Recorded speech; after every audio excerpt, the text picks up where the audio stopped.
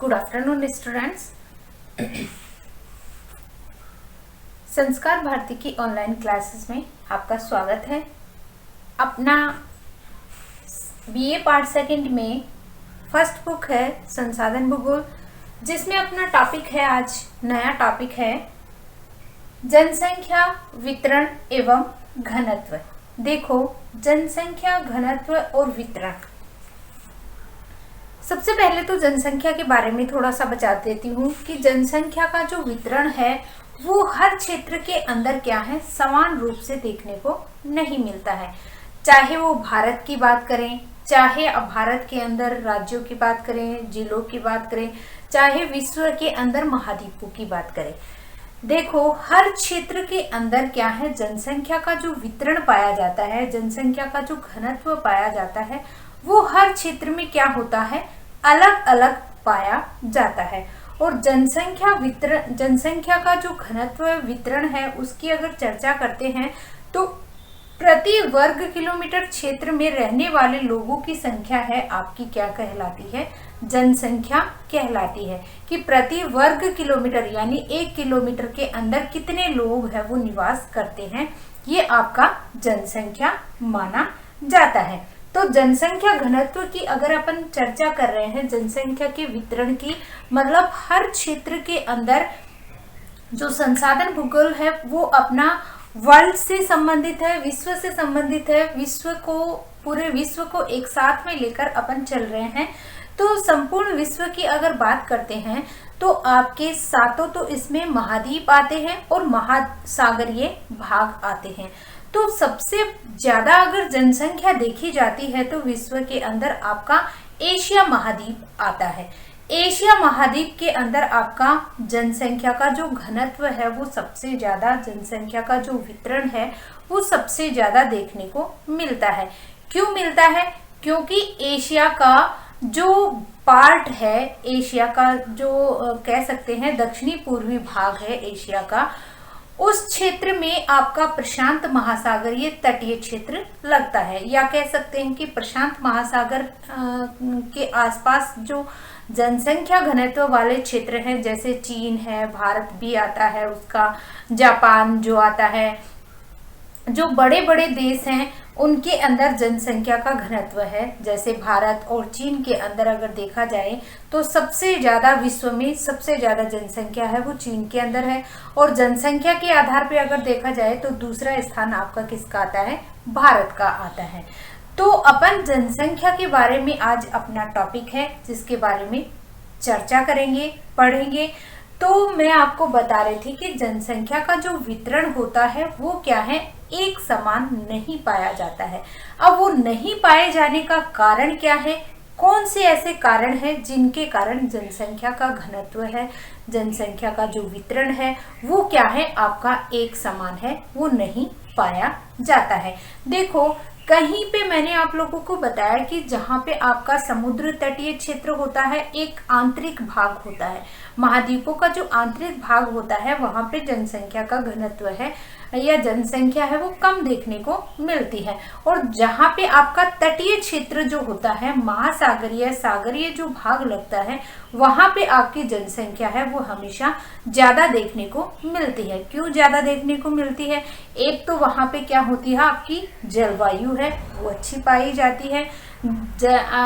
महासागर, सागर का जो प्रभाव होता है वो क्या होता है, उस क्षेत्र के अंदर जो जलवायु का जो परिवर्तन है, यानी सर्दी और गर्मी की जो ऋतु के अंदर जो अंतर पाया जाता है, वो अंतर उस टाइम जो तटीय क्षेत्र में है वो अधिक देखने को नहीं मिलता है।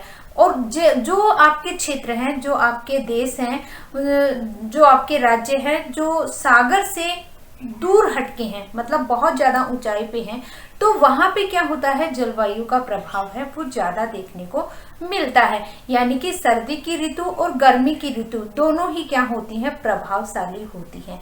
तो इस तरीके से अनेक प्रकार के ऐसे कारक हैं, जलवायु है, तापमान है, स्थिति है, उच्चावच है, ये ऐसे बहुत सारे कारक हैं। ये तो आपके भौतिक कारक हो गए जो आपको क्या है, जनसंख्या के वितरण को प्रभावित करते हैं। यानी कि ऐसे कारण हैं जो जनसंख्या के बसाव को, जैसे ही लोग रहते हैं उस बसाव को क्या करते हैं, डिसाइड करते हैं, निश्चित करते हैं कि लोग वहां पे रहना पसंद करेंगे या नहीं करेंगे। तो ये सारे कारक हैं, आज अपन जनसंख्या के बारे में पढ़ेंगे। तो सबसे पहले चर्चा कर लेते हैं, आज अपना टॉपिक है जनसंख्या का वितरण और घनत्व। वितरण और घनत्व के बारे में मैंने अभी कुछ बता दिया आपको। उसके बाद अपना टॉपिक आता है जनसंख्या के वितरण और घनत्व को प्रभावित करने वाले कारण। तो ऐसे कौन से कारण हैं जो जनसंख्या के वितरण को और घनत्व को दोनों को प्रभावित करते हैं? तो 4 प्रकार के ऐसे कारक हैं जो जनसंख्या के वितरण को प्रभावित करते हैं। पहला कारण है आपका प्राकृतिक कारण। प्राकृतिक कारणों के अंदर प्राकृतिक कारण यानी नेचुरल जो कारक है, कॉजेस हैं, वो आपके प्राकृतिक कारण यानी कि प्रकृति के द्वारा प्रदत्त है, उसमें मनुष्य का कोई बदलाव नहीं हो सकता। कुछ हद तक मानव उसको बदल सकता है, लेकिन अधिकतर क्या होता है, ये प्रकृति प्रदत्त होते हैं। जैसे जो जलवायु है, जैसे कह सकते हैं जो ऋतुओं का जो ऋतुओं का जो बनना है, दिन रात का बनना है, उसके अंदर मानव है वो कुछ परिवर्तन नहीं कर सकता। ये क्या है, प्राकृतिक प्रदत्त है, प्रकृति प्रदत्त है, ये नेचुरल है, प्रकृति ने बनाया है, इसमें मनुष्य का कोई योगदान नहीं होता है। तो ये क्या है, प्राकृतिक कारक है। इन कारकों के अंदर क्या होता है, अधिकतर बदलाव है वो मानव नहीं कर सकता।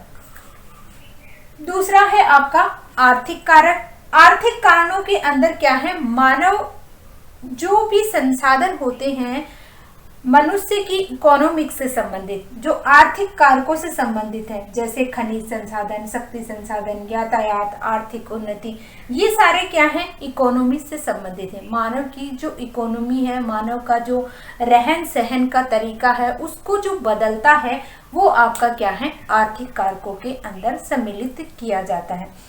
जहाँ पे लोगों को अधिक आर्थिक सुख सुविधाएं जहाँ पे अधिक प्राप्त होती हैं, मानव वहीं पे रहने लग जाता है।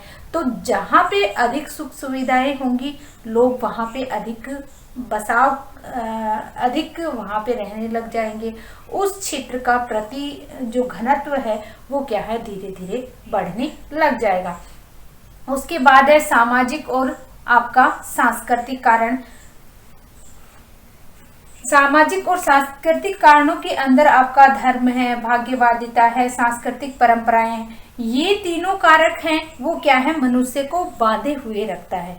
यानी कि जैसे मान लो जो सांस्कृतिक परंपराएं हैं जो पीढ़ी दर पीढ़ी चली आ रही हैं, मतलब लोगों को बांधे हुए हैं, जो अपने स्थान को छोड़ना नहीं चाहते, वो अपने मतलब जहाँ पे उसका जन्म स्थल है उसको वो छोड़ना नहीं चाहता है। जिस धर्म के अनुसार उसकी मान्यताएं होती हैं वो उस स्थान को नहीं छोड़ पाता। तो ऐसी बहुत सारी, इनको डिटेल से जब पढ़ाऊंगी तब समझा दूंगी। ऐसे ही चार्ट है वो थोड़ा हल्का फुल्का समझा रही हूँ, फिर एक एक उठाकर मैं आप लोगों को अच्छे से समझा दूंगी।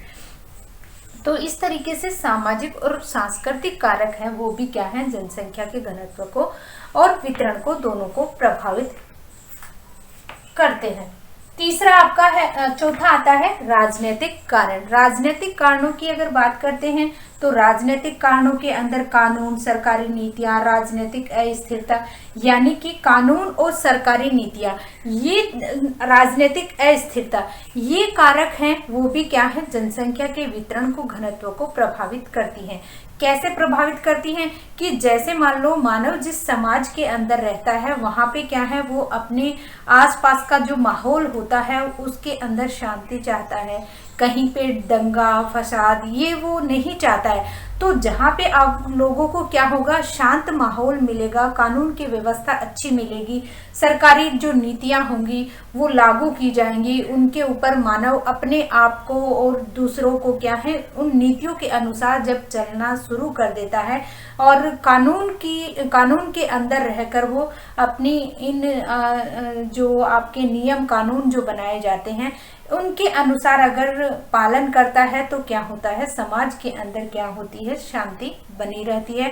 और ऐसे माहौल के अंदर क्या है, मानव अपने आप को वहां पे रखना चाहता है, अपने बच्चों को वहां पे रखना चाहता है, अपने आप को सुरक्षित रखना चाहता है। तो ऐसे माहौल के अंदर क्या है, मानव अपने आप को वहां पे रखना अपने आप को सुरक्षित महसूस करता है। तो इस तरीके से ये जो कारक हैं मानव के बसाव को, मानव की जो जनसंख्या है, घनत्व है, उसको प्रभावित करने वाले कारकों में सम्मिलित किए जाते हैं। तो कौन कौन से कारक हो गए, सांस्कृतिक कारक हो गए, आर्थिक कारक हो गए, सांस्कृतिक और सामाजिक कारक हो गए और राजनीतिक कारक हो गए। ये सारे चारों जो कारक होते हैं वो किसको प्रभावित करते हैं, जनसंख्या के वितरण को प्रभावित करते हैं।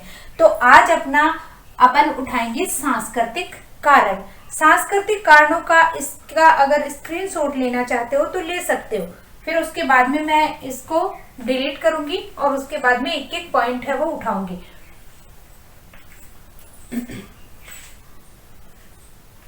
हो गया, देखो अब सबसे पहले है अपन जनसंख्या घनत्व को प्रभावित करने वाले कारकों में सबसे पहला कारक प्राकृतिक कारक है, उसकी चर्चा करेंगे। तो जनसंख्या घनत्व को प्रभावित करने वाले कारकों में सबसे पहला कारक है आपका, इसको भौतिक कारक भी कहते हैं, भौतिक या प्राकृतिक कारक। ठीक है, इसमें पहला आता है आपकी स्थिति। सबसे पहला है स्थिति, यानी कि अगर स्थिति के रूप में अगर देखते हैं तो जनसंख्या का जो वितरण है विश्व के अंदर आपका क्या है, स्थिति पर महत्वपूर्ण स्थान या महत्वपूर्ण प्रभाव है वो पड़ता है। कैसे पड़ता है कि विश्व की अधिकांश जनसंख्या है लगभग क्या है, शीतोष्ण कटिबंधीय क्षेत्रों में क्या करती है, निवास करती है। शीतोष्ण कटिबंधीय, उसी के साथ आपका भूमध्य रेखीय और शीत कटिबंध क्षेत्र में जनसंख्या पर वितरण और प्रभाव है वो क्या है, विपरीत प्रभाव पड़ता है। यानी कि देखो आपके विश्व के अंदर अगर देखा जाए तो शीतोष्ण कटिबंध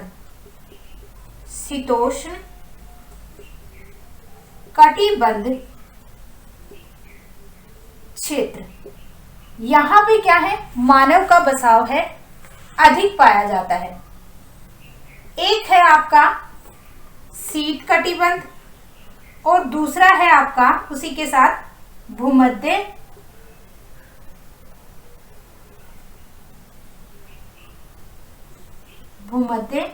रेखीय क्षेत्र।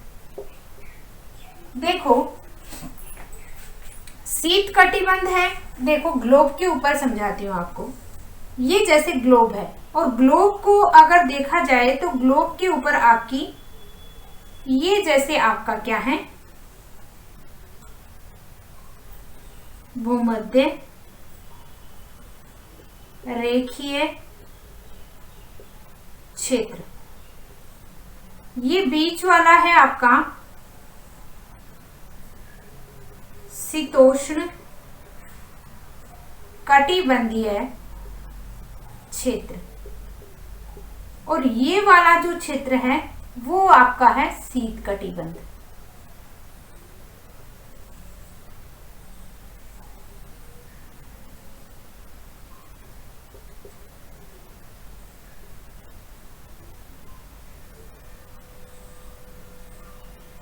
और ये है आपका शीत कटिबंध।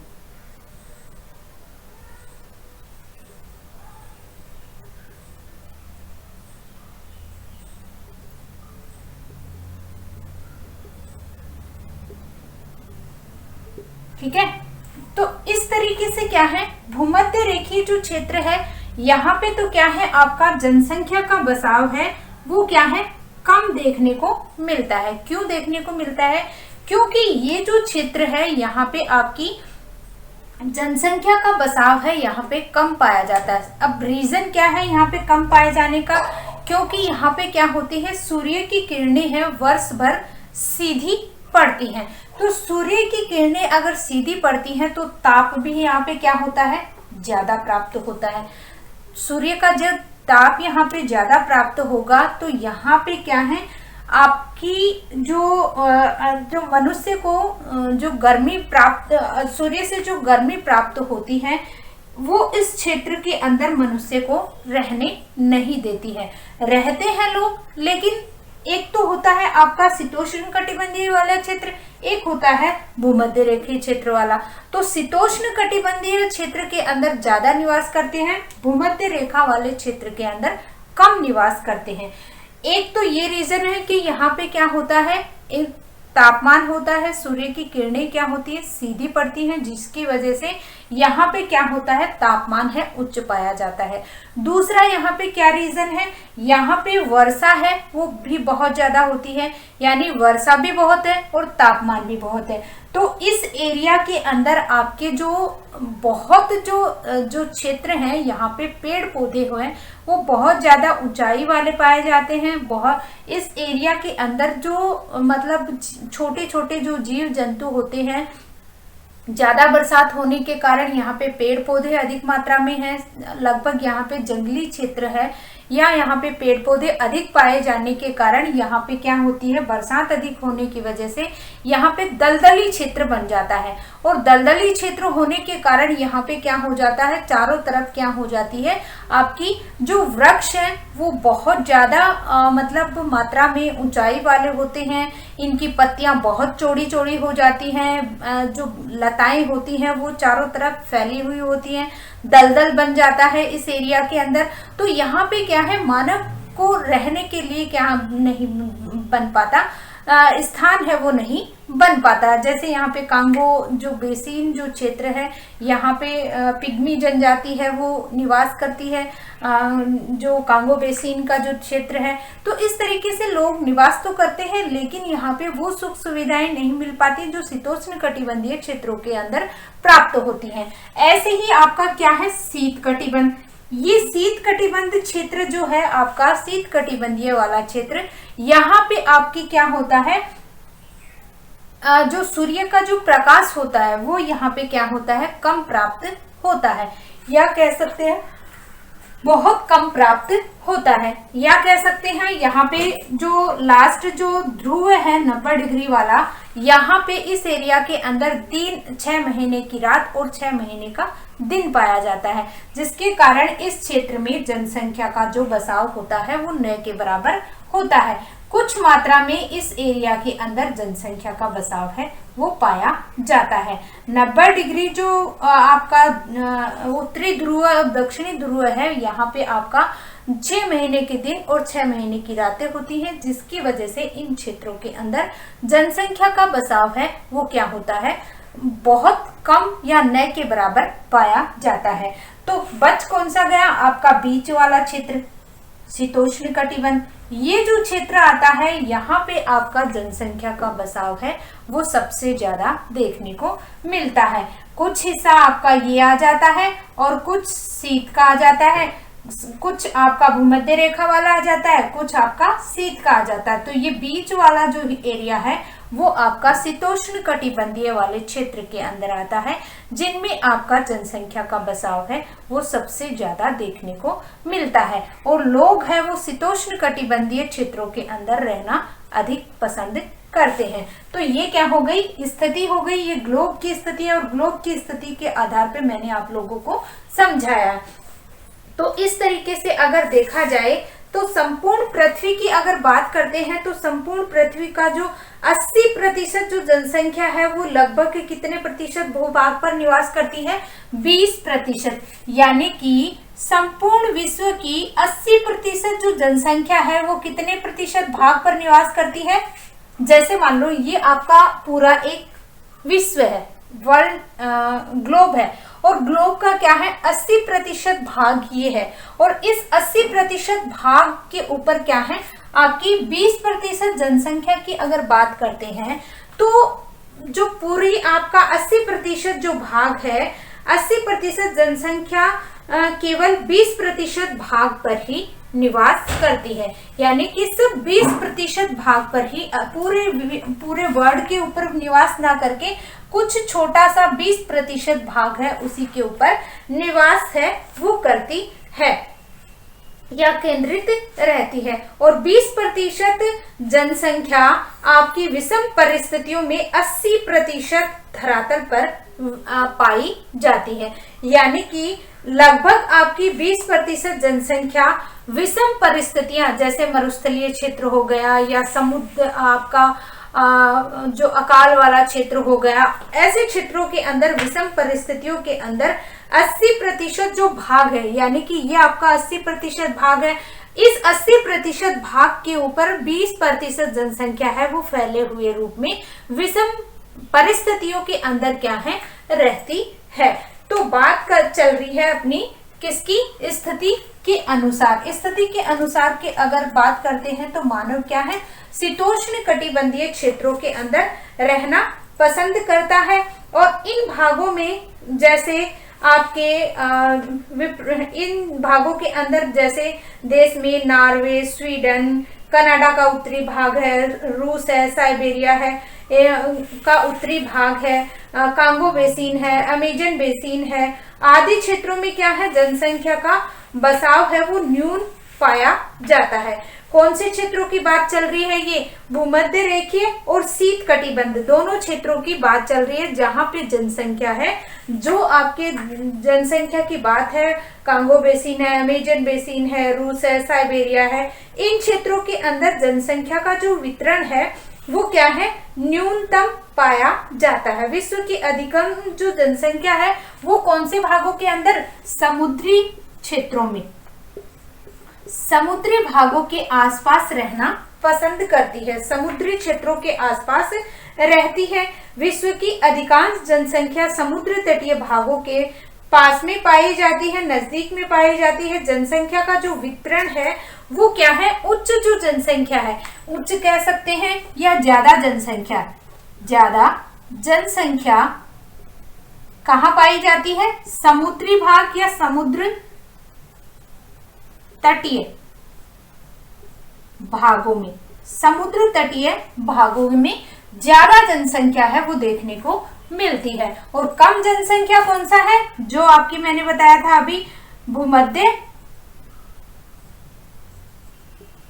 भूमध्य रेखीय व शीत कटिबंध में न्यून जनसंख्या है वो पाई जाती है। तो इस तरीके से क्या है स्थिति है वो क्या है समुद्र तटीय भागों के अंदर क्या है जनसंख्या है वो अधिक पाई जाती है। समुद्र तटीय भागों में जनसंख्या अनुकूल जलवायु, परिवहन की सुविधा या मछली पालन का उत्पादन, ये जो दशाएं हैं वो देखने को मिलती है, जिस कारण यहाँ पे क्या है जनसंख्या है वो अधिक पाई जाती है। और इसी कारण क्या है समुद्री क्षेत्र के आसपास क्या है जनसंख्या का बसाव है वो देखने को मिलता है। और उसी के साथ साथ भारत का जो पश्चिमी और पूर्वी तटीय क्षेत्र, अमेरिका का दक्षिणी पूर्वी तटीय क्षेत्र, एशिया महाद्वीप के प्रशांत महासागरीय वाला तट, और यहाँ पे क्या है जनसंख्या है वो सघन पाई जाती है। और इसी के साथ साथ क्या है महाद्वीपों के आंतरिक भागों की अगर बात करते हैं तो देशों में जनसंख्या है वो कम पाई जाती है। तो बात कर लेते हैं स्थिति की। विश्व में जनसंख्या का वितरण 80% जनसंख्या 20% भाग पर निवास करती है।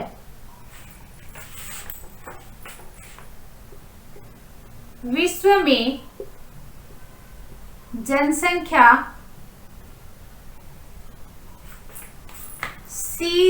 शीतोष्ण कटिबंधीय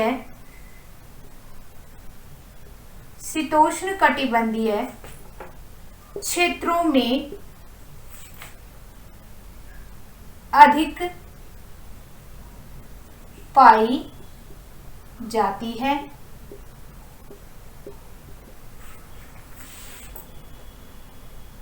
भूमध्य रेखीय व शीत कटिबंध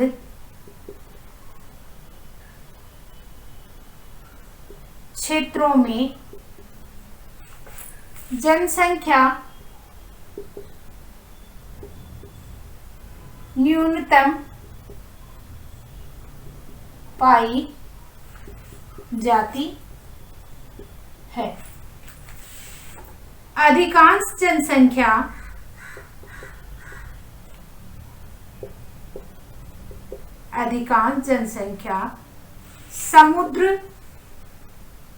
समुद्रीय तटीय भागों में निवास करती है।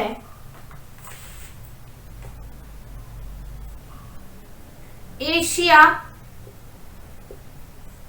का पूर्वी व दक्षिणी भागों में जनसंख्या उच्च पाई जाती है।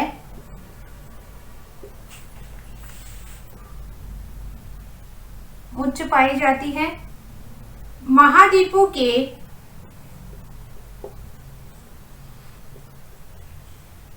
आंतरिक भागों में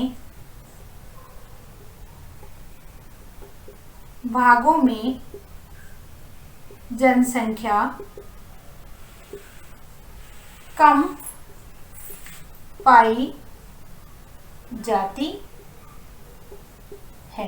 रीजन समझ में आ गया कि यहाँ पे क्या है, आंतरिक भागों के अंदर जो प्रभाव है जलवायु का वो क्या है, अधिक देखने को मिलता है। और समुद्र तटीय भागों के आसपास या कह सकते हैं प्रशांत महासागरीय क्षेत्र है या सागर का जो तटीय क्षेत्र है वहां पे क्या होती है, आपकी जनसंख्या है वो क्या होती है, आपकी ज्यादा पाई जाती है। ऐसे ही भारत की अगर बात करते हैं तो भारत में भी क्या है, आपकी जनसंख्या है वो क्या होती है, भारत का पश्चिमी भारत में जनसंख्या पश्चिमी तट व पूर्वी तटीय क्षेत्रों में अधिक पाई जाती है। और अमेरिका में भी क्या, अमेरिका में दक्षिणी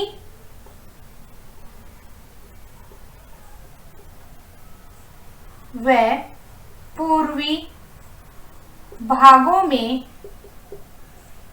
जनसंख्या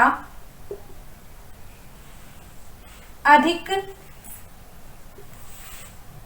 पाई जाती है। तो ये क्या है, स्थिति का ही प्रभाव है, विश्व में स्थिति का प्रभाव ही है ये जो जनसंख्या के वितरण को क्या है, प्रभावित करता है।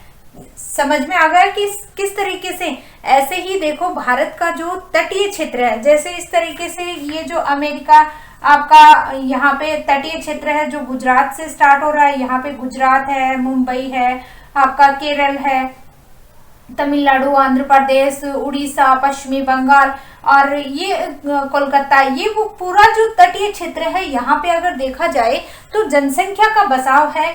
क्यों? क्योंकि यहाँ पे आपका अरब सागर लगता है, यहाँ पे बंगाल की खाड़ी लगती है, नीचे हिंद महासागर लगता है। तो इस तरीके से क्या है, ये समुद्री एरिया के अंदर आता है। और इसके विपरीत अगर ऊपर की ओर जाते हैं तो आपका आंतरिक भाग है, जो ऊपर की साइड के अंदर आपके जो भाग है जहां जनसंख्या है वो इनकी तुलना में क्या है, थोड़ी कम पाई जाती है जनसंख्या। तो वहां भी उत्तरी भाग में भी जनसंख्या कम नहीं है, लेकिन इसकी तुलना में क्या है, उस क्षेत्र के अंदर जनसंख्या है वो क्या है, कम पाई जाती है। तो इस तरीके से क्या है, पूरे विश्व के अंदर स्थिति ऐसा कारक है जो जनसंख्या को क्या है, प्रभावित करती है, कि ऐसी स्थितियां पैदा हो जाती है, ऐसी स्थिति होती है जिसकी वजह से क्या है, जनसंख्या है वो अलग अलग रूपों में देखने को मिलती है। दूसरा है उच्चावच, इसका स्क्रीनशॉट लेना चाहते हो तो ले सकते हो।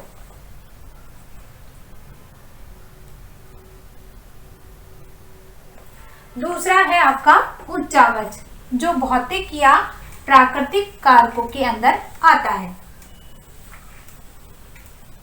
दूसरा है आपका कारक उच्चावच।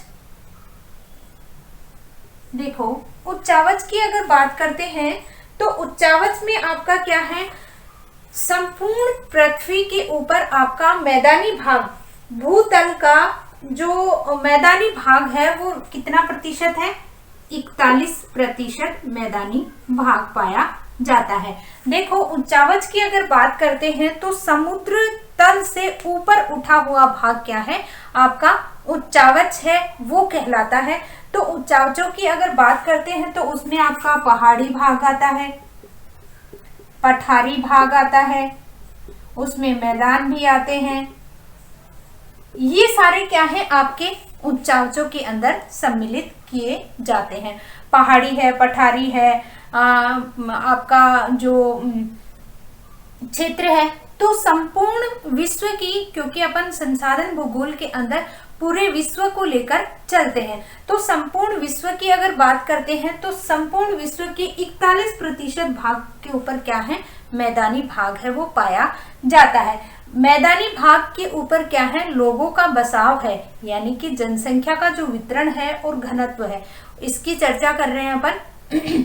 तो 41% भाग के ऊपर क्या पाया जाता है, आपका मैदानी भाग पाया जाता है। देखो, मैदानी भाग है वो क्या है, नदियों के द्वारा जिस भाग को क्या कर दिया जाता है, समतल बना दिया जाता है। एक तो होता है आपका उबड़ खाबड़ भाग होता है, पर्वतीय भाग होता है, पठारी भाग होता है। यहाँ पे क्या है, लोगों को रहना कम पसंद रहता है। क्यों होता है? क्योंकि पहाड़ी और पठारी क्षेत्रों के अंदर लोगों सुख सुविधाएं होती हैं वो कम प्राप्त होती हैं, जिसकी वजह से क्या है, लोग यहाँ पे कम रहना पसंद करते हैं। और मैदानी भागों के अंदर क्या होता है, लोगों को क्या होती है, हर सुख सुविधाएं हैं वो प्राप्त होती हैं, जिसकी वजह से लोग मैदानी क्षेत्रों में रहना पसंद करते हैं। और मैदानी क्षेत्रों के अंदर क्या है, कृषि कार्य है, हर वो कार्य क्या है, आसानी से किया जा सकता है। मृदा है वो भी उपजाऊ होती है, कृषि कार्य आसानी से किया जा सकता है। सड़क है, रेल की पटरियां हैं, आपके जितने भी जो पुल है, बांध है, वो क्या है, हर कार्य क्या है, आसानी से किया जा सकता है। और इसकी तुलना में अगर पठारी और पहाड़ी क्षेत्रों की अगर बात करते हैं तो वहां पे पहाड़ी और पठारी क्षेत्रों में क्या होती है, आपका ना तो कृषि कार्य आसानी से किया जा सकता है, ना वहां पे लोग आसानी से मकान बना के रह सकते हैं, ना वहां पे कृषि कार्य किया जा सकता है, ना वहां पे अगर सड़क बिछानी है, रेल की पटरियां बिछानी है तो बहुत ज्यादा खर्चा आता है। तो इस वजह से क्या है, लोगों को मैदानी क्षेत्रों में रहना अधिक पसंद आता है। विश्व का अधिकांश जनसंख्या नदियों के किनारे, यानी कि जहाँ पे नदियां प्रवाहित होती हैं उनके आसपास रहना पसंद करते हैं या निवास करती है, क्योंकि मैदानी भाग आपका समतल भाग होता है। और उस क्षेत्र की अगर बात करते हैं तो आर्थिक जो क्रियाएं होती हैं मनुष्य की, वो क्या है, आसानी से की जा सकती हैं। इसी के लिए क्या है, आपकी आसानी से की जाने के कारण आपकी क्या है, इसके साथ साथ आसानी से किए जाने के कारण यहाँ पे क्या है, हर कार्य है वो मतलब आसानी से किया जा सकता है। उसी के साथ साथ अगर बात करते हैं तो यहाँ पे आपकी जैसे मनुष्य के जीवन यापन के लिए क्या होती है, ये जो नदियां हैं वो क्या होती हैं आपकी लाभदायक मानी जाती हैं।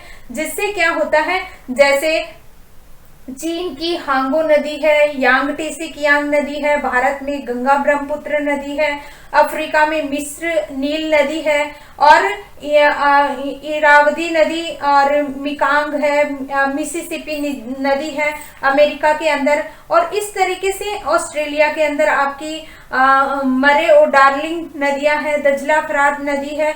यहाँ पे क्या है, जनसंख्या का जो बसाव है वो सघन पाया जाता है। तो इस तरीके से क्या है, आपकी सघन जनसंख्या है वो उच्चावचों के रूप में पाई जाती है कि जहां पे मैदानी भाग पाया जाता है वहां पे क्या है, जनसंख्या का बसाव है वो अधिक देखने को मिलता है। तो इस क्षेत्र की अगर बात करते हैं तो विश्व की अधिकांश जनसंख्या मैदानी भागों में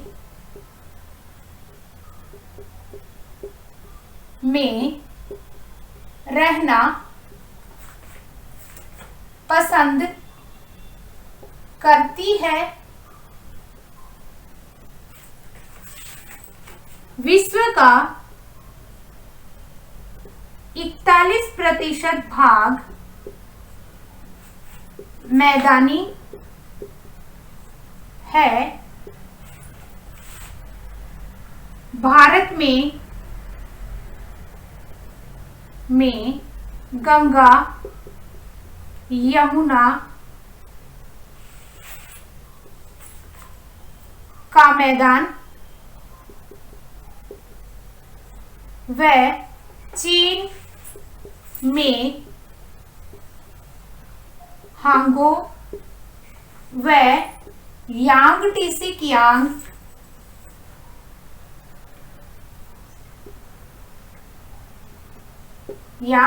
कियांग नदी व अफ्रीका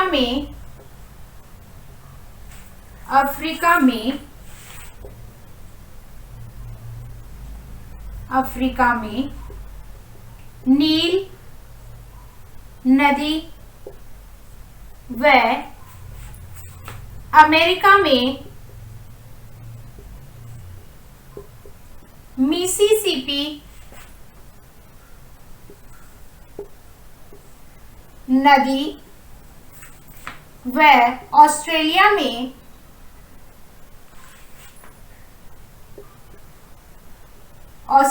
में मरे व डार्लिंग नदियों के मैदानी भागों में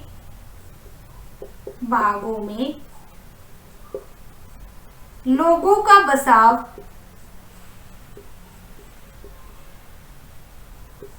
अधिक पाया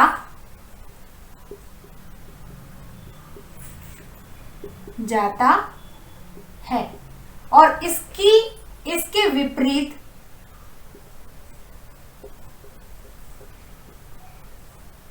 पहाड़ी क्षेत्र जैसे हिमालय, आल्प्स, एटलस,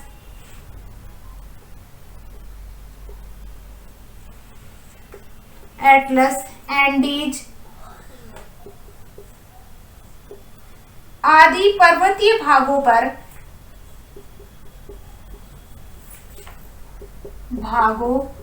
पर जनसंख्या कम पाई जाती है। तो इस तरीके से क्या है, ये उच्चावच का क्या है आपका अंतर पाया जाता है। तो जहां पे क्या है उच्चावच है, उच्चावचों के रूप में क्या है आपकी इन क्षेत्रों के अंदर क्या है आपके पर्वतीय क्षेत्र होने की वजह से यहाँ पे कृषि कार्य है वो आसानी से नहीं किया जा सकता। और इसके विपरीत क्या है, आपका जो मैदानी क्षेत्र है वहां पे कृषि कार्य है वो आसानी से किया जा सकता है। यानी अगर और मैदानी भागों में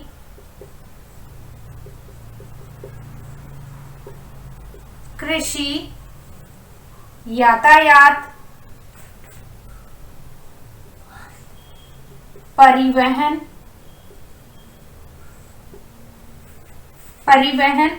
आर्थिक सुविधाएं व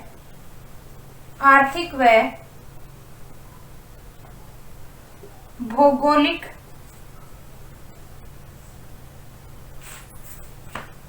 दशाएं सामान्य रूप से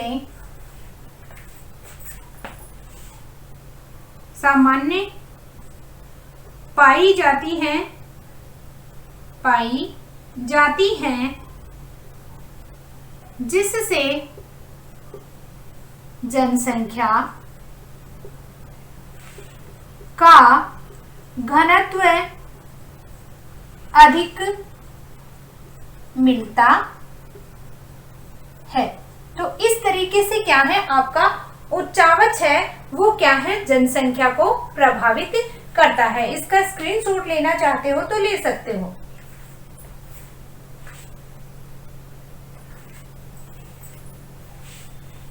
ठीक है, तो ये आपका क्या हो गया, उच्चावच। उच्चावच के बाद में अगर बात करते हैं, इसके विपरीत आपका क्या है, आपका हिमालय, आल्प्स, एटलस, एंडीज, ये जो पर्वतीय क्षेत्र है यहाँ पे क्या है, कृषि कार्य करना आपका यातायात से संबंधित है, परिवहन से संबंधित है।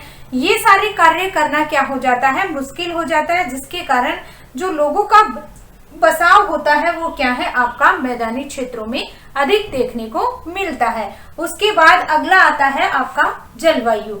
जलवायु की चर्चा अपन कल करेंगे। आज के लिए बस इतना ही। धन्यवाद।